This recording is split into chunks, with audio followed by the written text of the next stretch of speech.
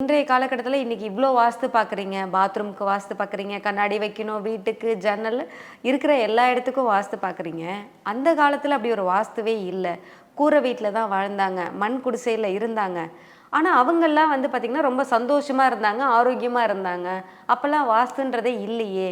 இந்த காலத்துல வந்து பார்த்தீங்கன்னா, எல்லாமே கான்கிரீட் வீடுகள். கான்கிரீட் வீடுன்னா இரும்பு கம்பி போட்டிருக்கோம், மோல்டு போட்டிருக்கோம். இந்த மோல்டு போடுறது, இரும்பு கம்பி கட்டுறது எல்லாமே பார்த்தீங்கன்னா, செவ்வாய், சனி இணைப்பு வந்து பார்த்தீங்கன்னா, தலை மேல இருக்குன்னு அர்த்தம். ஆனா, அந்த காலத்துல வந்து பார்த்தீங்கன்னா, ஒரு ஆசிரமம் மாரி வாழ்ந்துட்டு இருந்தாங்க. வீட்லயே வந்து ஆசிரமம் மாரி இருந்தது. ஓகேங்களா? கூரை வீடு போட்டு வச்சிருந்தாங்க. மஞ்சு மில் போட்டு வச்சிருந்தாங்க. நீங்க எல்லா கிராவிடேஷனல் ஃபோர்ஸு, எல்லா விதமான பிரபஞ்ச சக்தி எல்லாமே ஈர்க்கக்கூடிய தன்மை வந்து பார்த்தீங்கன்னா, அந்த கூரை வீட்டுக்கு இருக்கிறது.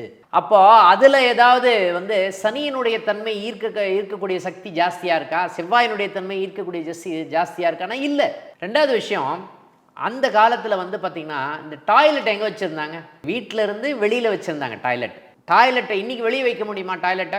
அபார்ட்மெண்ட்டுக்குள்ள தான் டாய்லெட் இருக்கு. எல்லாமே பர்ஃபெக்ட்டா அந்த காலத்துல இருந்ததுன்னா காரணம் என்னன்னா, அவங்க வாழ்ந்த வாழ்க்கையினுடைய தன்மை வேறு.